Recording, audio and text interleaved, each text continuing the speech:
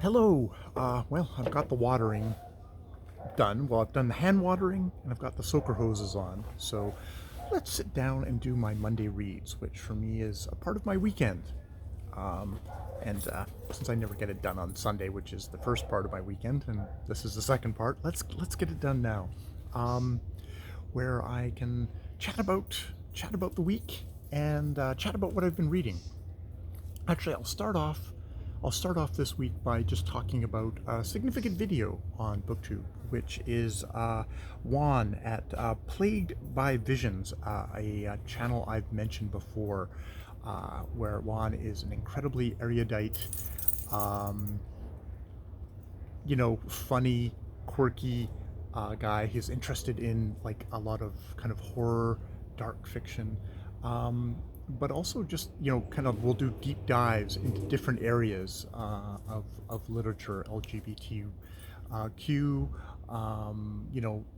various different things. He is really a big gift, a fairly recent but incredibly successful part of the BookTube ecosystem. And before I say anything else, definitely go and check out his channel, if only to see him do the books and life tag, where he very hilariously does it in one take without editing, and it really stresses him out. Which is just great, and it's a great introduction. It's a great introduction to just the personality of the guy, which I think is what a lot of us, we come for the books, we stay for, you feel like you get to know people. You get the privilege of getting introduced to people on this channel. Now he did a different video this week, and he sort of apologizes at the beginning, worried that people were going to think he had gotten political. And the video in question is hate speech on BookTube, and it's because, and it's not. He says, like, well, it's not political. It's the fact that over the course of his channel, he hasn't been on for very long, but with his kind of gathering success, he has attracted that, as what he calls, like, that 0.0001%. It's probably fairly small for BookTube, of racists, of people using slurs against him, and stuff like that. And though it happens, he says, it happens fairly infrequently.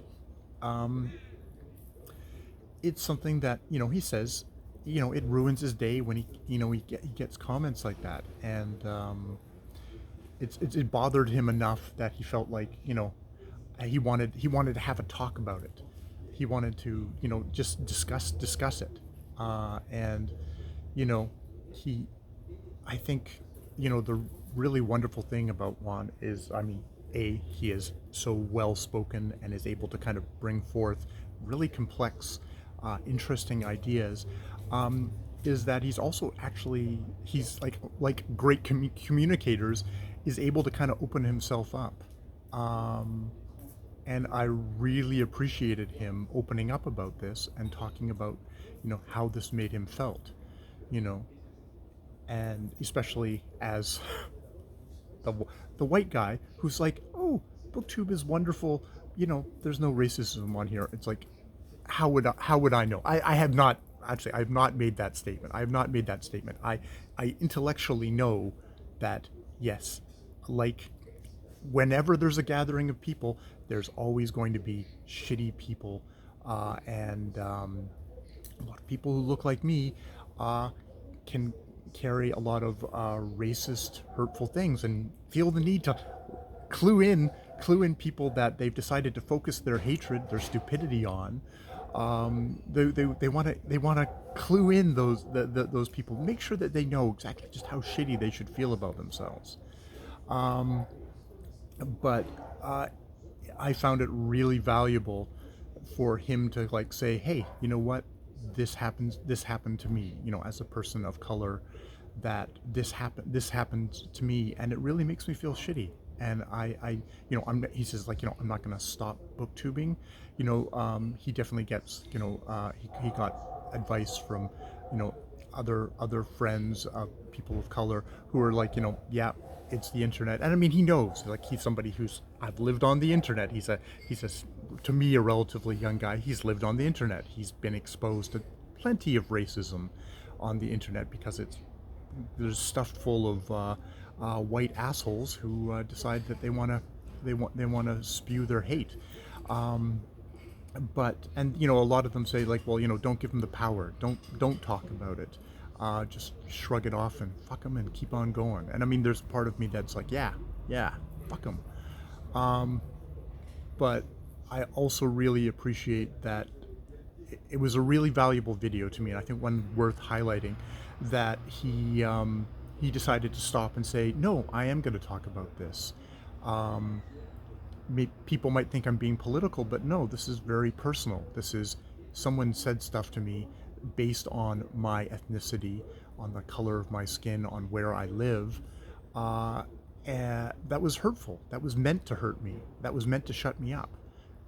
And I'm not going to shut up, but I'm also not going to admit that, like, I'm some kind of, heroic, unstoppable force who this just all bounces off me. It's like, no, this stuff hits. This stuff hits.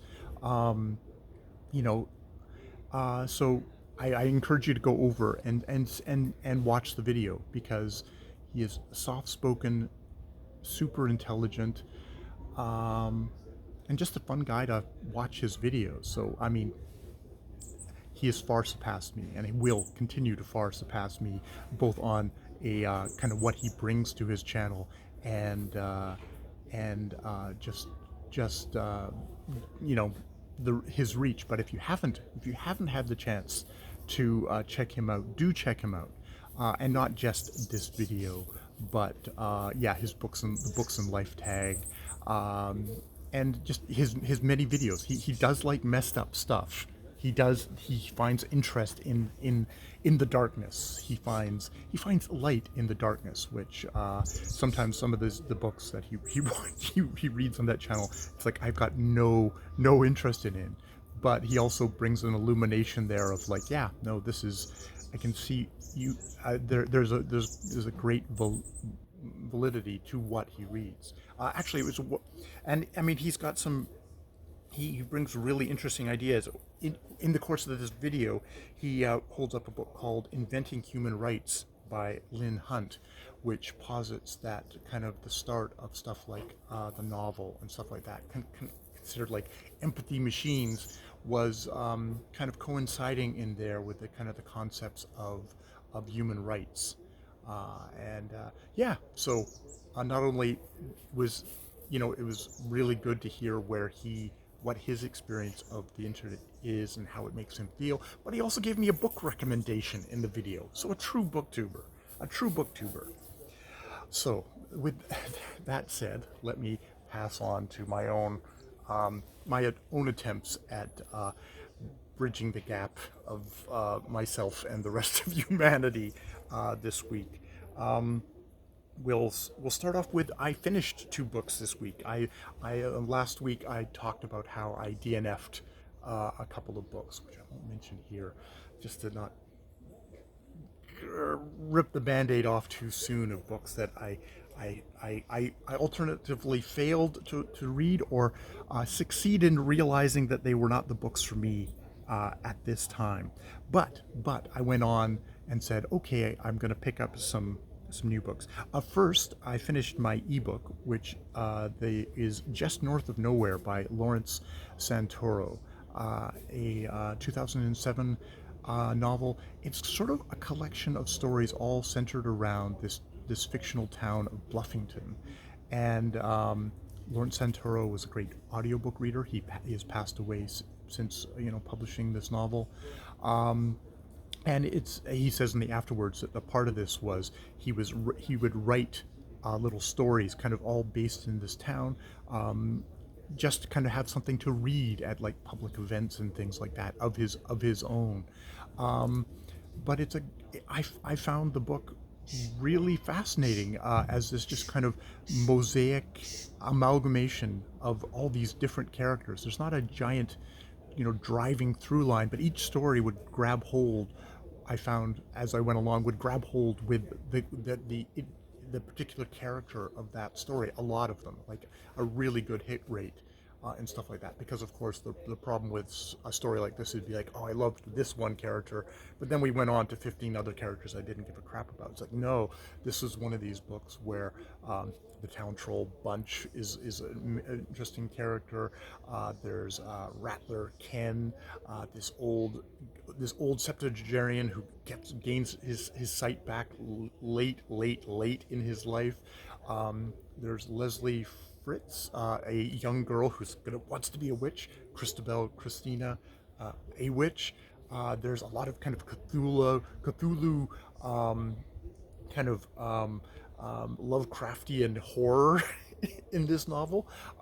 There's baseball. I'm gonna have the challenge of talking about this book in a review. It is very much a read out loud kind of book, and maybe sometimes the prose can get a little bit maybe much, but I mean, a part of the strength of that kind of a prose is that it kind of unifies the stories in a way, because it's all kind of told in that kind of a tenor, which not having as much of a plot, it gets unified by the many characters that interweave in and out, and the language. So I that took me a bit of time to read, but once I really buckled down and just kept on and read, put aside those other books that were giving me so much trouble, I really enjoyed myself. So yeah, there's that. On the audiobook front, as I said last week, I started and I finished this week If Beale Street Could Talk by James Baldwin, a 1974 novel, which has been turned into a movie by Barry Jenkins of Moonlight fame. They famously won the Oscar after another movie was accidentally announced as the winner. And there's a couple of things. I love Moonlight, so it's like, oh, I want to see If Beale Street Could Talk. And also, I just heard so much good things about James Baldwin, and was not disappointed. In a novel about a young couple, where it opens with Tish visiting her love, Fonny, in jail, where he has been, to all accounts, wrongly convicted of raping another woman. And it's sadly a novel that feels incredibly contemporary. It was published in 1974, but feels so very contemporary with issues of justice today. But I mean, I think the thing that impresses me the most is it's not an issue novel. It is a novel about Tish and Fonny caught up in these historical, sociological forces that are trying to crush them,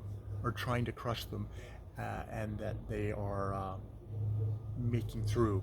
There is stuff in the novel that I wonder about. There's a certain kind of misogyny, certain kind of the violence against women in this novel, which it complicates things. Which isn't a bad thing. It's not a bad thing. This is written by a particular man at a particular time, and there's some views on women there that bear examining, but also just amazing kind of just celebration of a beautiful writer, James Baldwin. So yeah, that was my other one that I finished this week, and it's just like, wow, that was a that was a dream. That's I as much as last week I was just sort of like, oh God, when books don't work for you, it's the worst thing. When books do work for you, it's the best thing, and that is the dragon that I am chasing, most definitely. So going forward, calling my shots, or at least announcing my shots, I am going to read. Actually, okay. First, we'll do audiobook. Audiobook first. I am going to go back to an author that I have read in the past. It's Susan Orlean, who she wrote The Orchid Thief, which was a book that I actually got. I was lucky that I read this. I read this book. It's a nonfiction book about orchids. And Susan Orlean is one of these New Yorker essayists. So there's kind of like a one thread there where she's talking about kind of like, stealing orchids, stealing orchids in the Florida swamplands, I think. Uh, but it also takes that opportunity to explore kind of the wide-ranging thing of orchids and how they've been used throughout history. The kind of just like all the many historical personages who were quite quite crazy as well. Interestingly enough, this was turned into a great movie called Adaptation by Charlie Kaufman, written by Charlie Kaufman. I think directed by Spike Jonze. I can't remember. I can probably complete. Charlie Kaufman, definitely the driving kind of intellectual force behind it, which is all about a Charlie Kaufman-like figure trying to adapt the Orchid Thief and completely failing, and the end of the movie turning into kind of almost the end of the movie turning into kind of just your strict kind of Hollywood blockbuster schlock thriller starring Meryl Streep and Chris Cooper. Charlie Kaufman being played very slubbily by Nicolas Cage, with his twin as well. Which I was just it's just a wonderful kind of taking apart of like maybe the limits of the Hollywood formula, and how everything like a strange and kind of essayistic, meandering New Yorkerish book, like beautiful book like The Orchid Thief, getting fed into the wood chipper of the Hollywood machine, and everything that comes out is going to fit in the same goddamn mold, goddamn it, because that's how you sell stuff. But also actually within that, being able to kind of to preserve some of the little bit of the spirit of the Orchid Thief. So in that sense, being made not a faithful adaptation, but at least a spiritual adaptation of that book. So that's I haven't watched that in a while, and Nicolas Cage, Lord love him, has made a lot of schlock. He's also made some really amazing movies, and this was definitely in the positive side of his ledger of movies. So yeah, that, and in my physical copy, I don't actually have an e-copy, e-thing to read this week.